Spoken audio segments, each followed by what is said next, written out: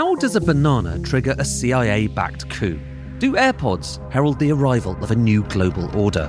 What do LED lights say about the future of humanity? I'm Ed Conway, and in each episode of my new podcast, Stuff Matters, I take an object, crack it open, and reveal the world-shaping forces hidden inside. This is economics told through the things we think we understand. Search Stuff Matters on your podcast app to listen and follow.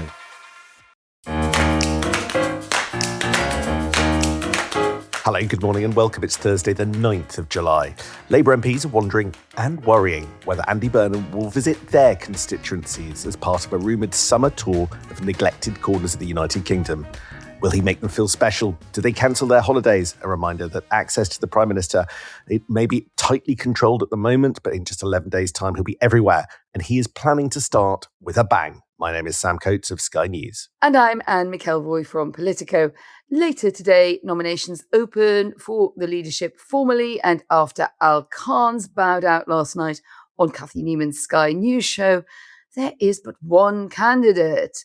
Will every one of the 402 other Labour MPs nominate him today? Yeah, I think the Labour website could be updated in a rolling fashion. Will there be a single name that doesn't go along with the herd? It'll be fascinating to see. Well, they would be very brave, wouldn't they?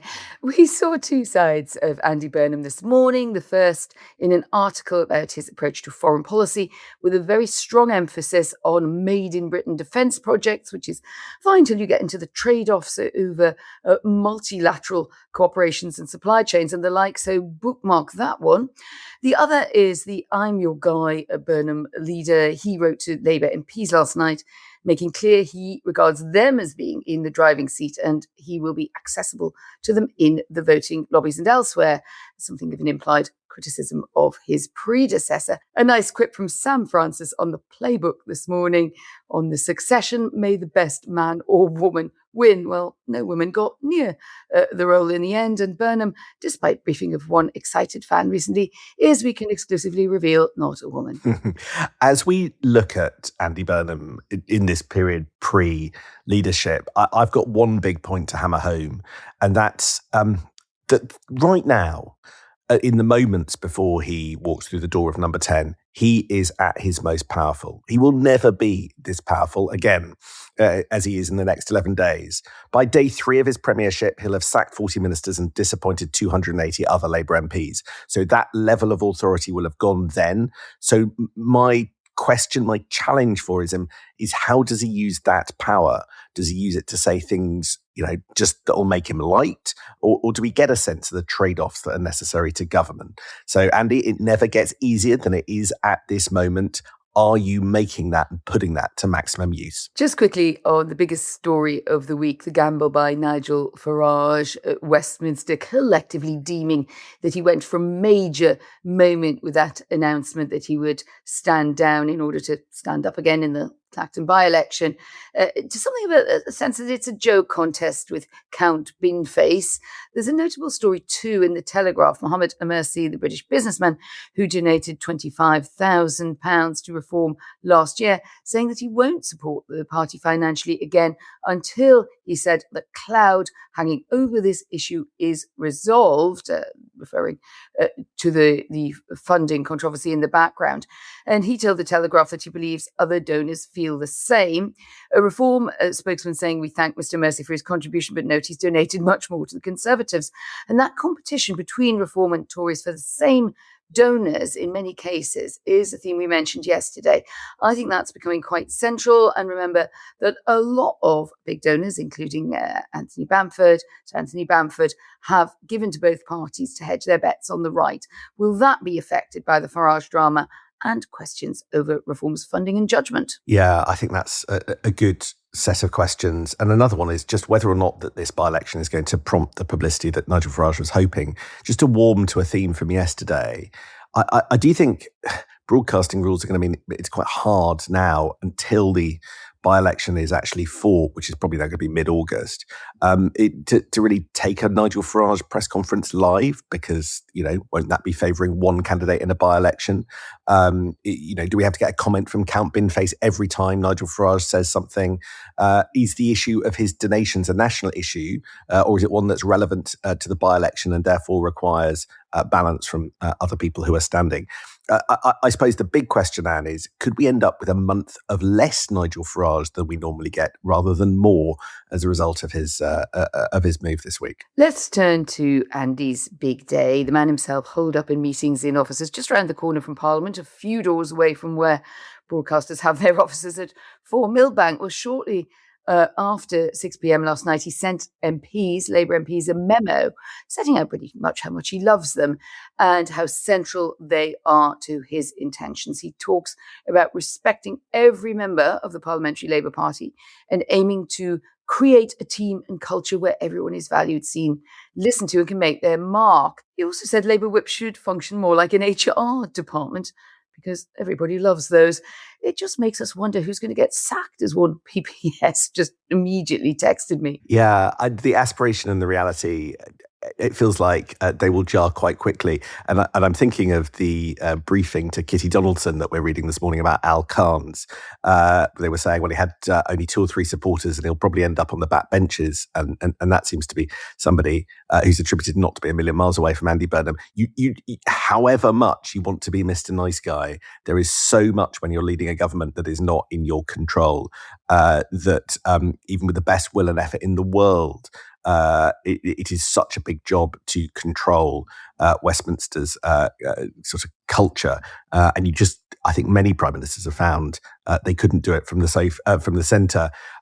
I don't think Keir Starmer thought that he would run an operation that saw boys' club briefings, but things do happen out of your control. Well, Sam, cynicism is absolutely banned in It's Always Sunny in Burnham Land, at least for now. But I think you're right that he's creating an expectation that his leadership will feel very different to Keir Starmer's. And that is part of the reason, of course, why he's got to the job, the devolution calling card in Manchester, and his more easygoing temperament, his sense of humour, and his communication skills. Well, some MPs spotting the early influence of James Purnell as the new chief of staff in that HR metaphor, pointing out that Purnell comes from a strong corporate background, so he's more at home with that kind of approach than purely political chiefs of staff. But as you point out, reality does bite fast when you're in the big job. We have got the Welfare Rebellion architect turned advisor to Burnham, Louise Haigh, telling Political Thinking at the BBC that there's already a 100-day plan covering policy as well as personnel. Very strikingly, she says that's been in the works for at least the last year. Oh, goodness.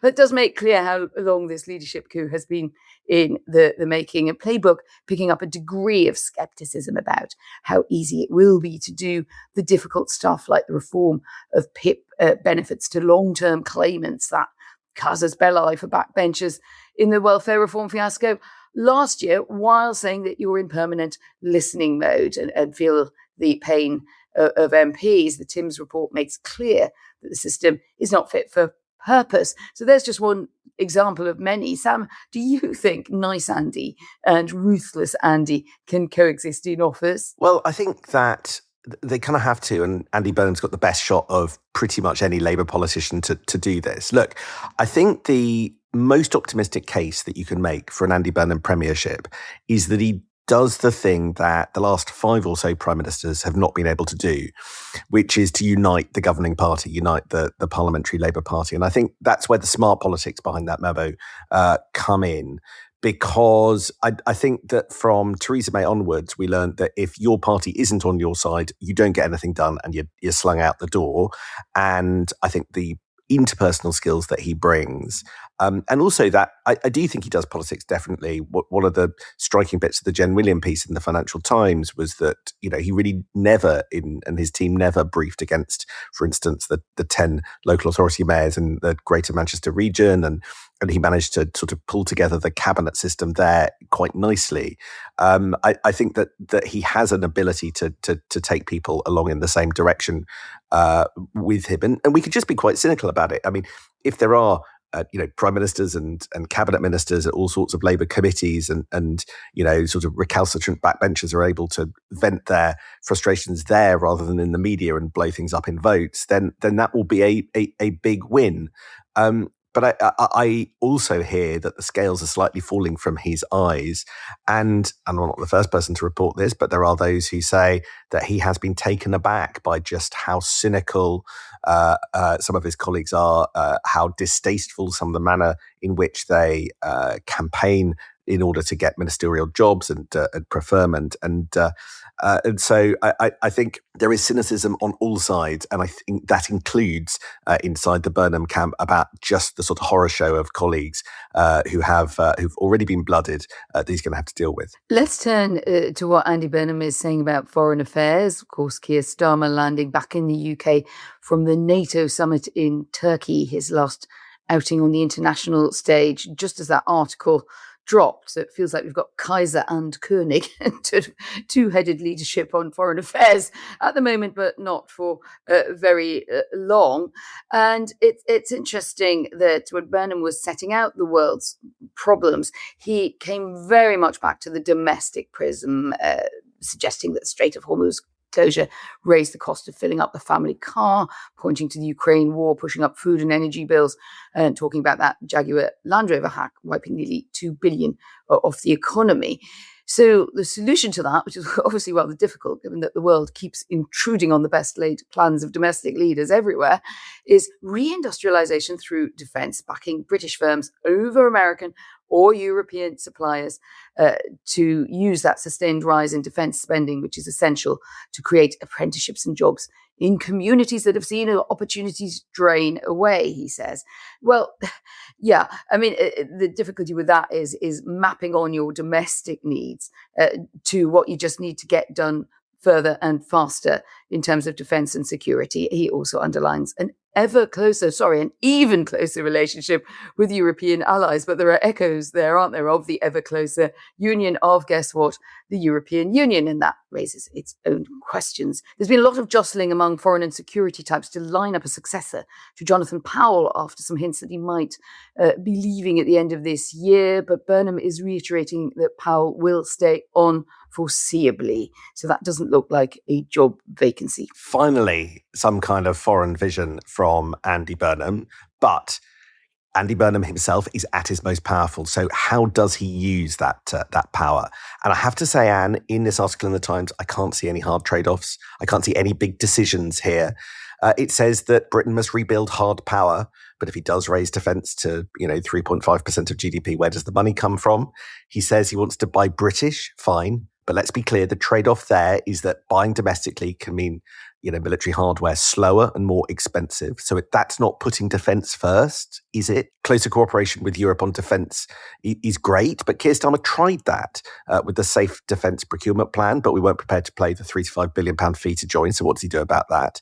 If he wants to reduce foreign dependency, well, what are we going to buy less of from China? And won't that make things, wind turbines and batteries, more expensive with all the implications for cost of living and inflation? What does he do about that? Should we expect higher taxes to deter Russia? Should defence spending be prioritised over fixing social care? Look, it was fine, this article, but it was pretty standard foreign affairs PM gloop that runs a mile from anything, that told us about what he's really going to do. And I'm not against it. I mean, he's got to fill columns in the Times, so why not? But he is at his point of maximum power and did not use it. Right, your job is to tell me why that's too harsh. Well, that's him told Sam Coates.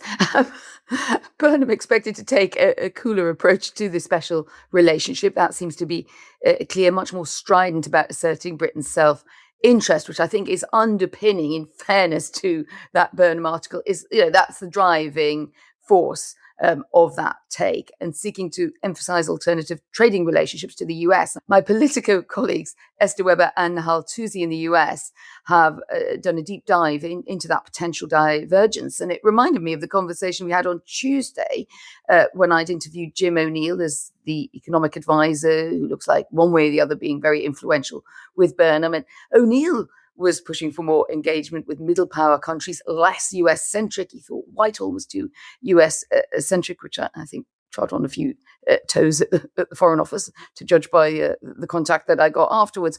But one thing that we are hearing is that he's looking for a degree of continuity. You see it in the Jonathan Powell is definitely staying on message. And also that my colleagues were hearing John Bew, who's a sort of unofficial part of the UK Constitution on foreign policy, former aide in number 10, that he and Burnham have been talking about how to get that difficult balance right of some of the things that you were issuing there in your formidable list of challenges.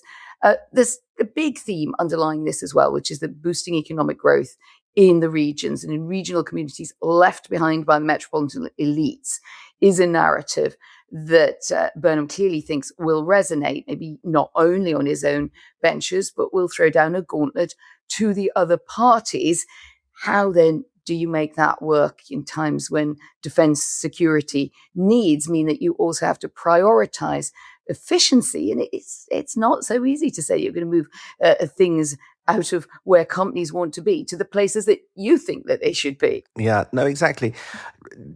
Putting an emphasis on buying regionally, using manufacturing in the UK to reindustrialise Britain's defence establishment and military capability is putting defence second. I mean, I think there has been a bit of a set too between, when he was in post, John Healey and the military over what the military thought were their needs, and John Healey's kind of, voter pleasing, unions pleasing approach of buying British.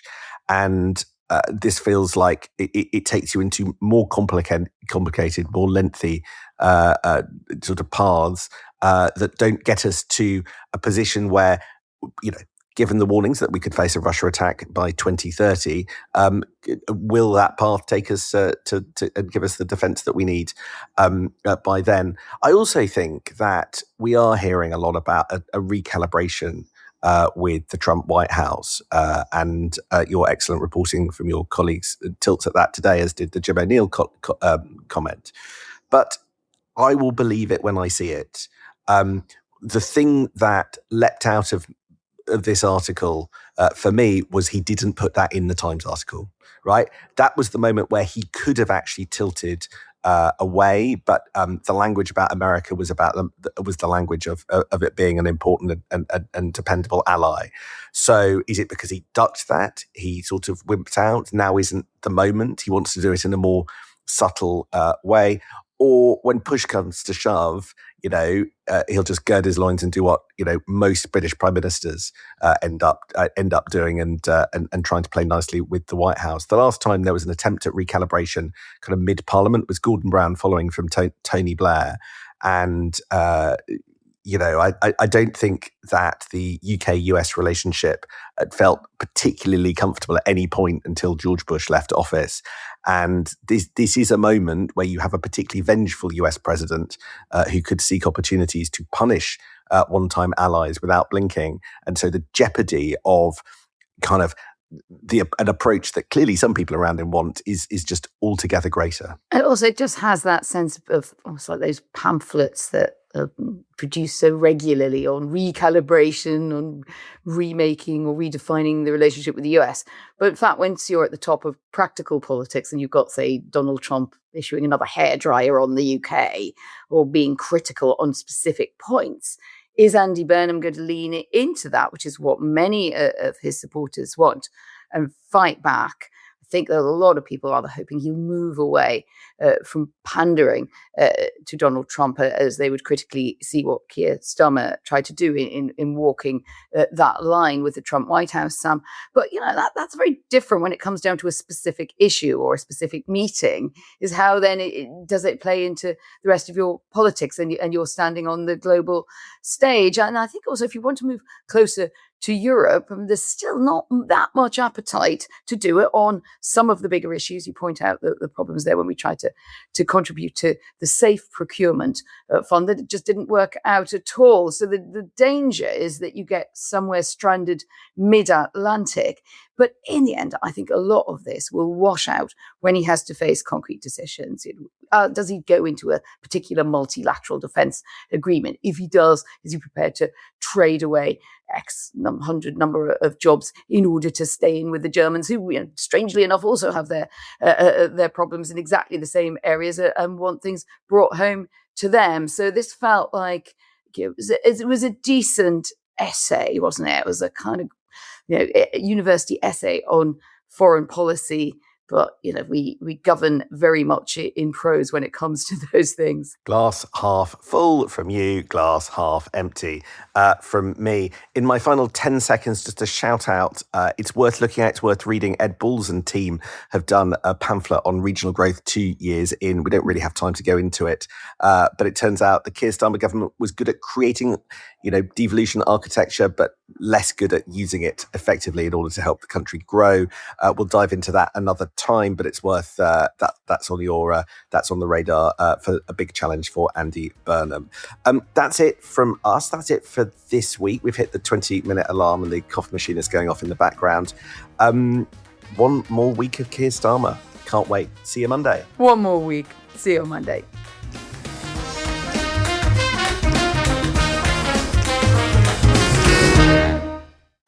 How does a banana trigger a CIA-backed coup? Do AirPods herald the arrival of a new global order? What do LED lights say about the future of humanity? I'm Ed Conway, and in each episode of my new podcast, Stuff Matters, I take an object, crack it open, and reveal the world-shaping forces hidden inside. This is economics told through the things we think we understand. Search Stuff Matters on your podcast app to listen and follow.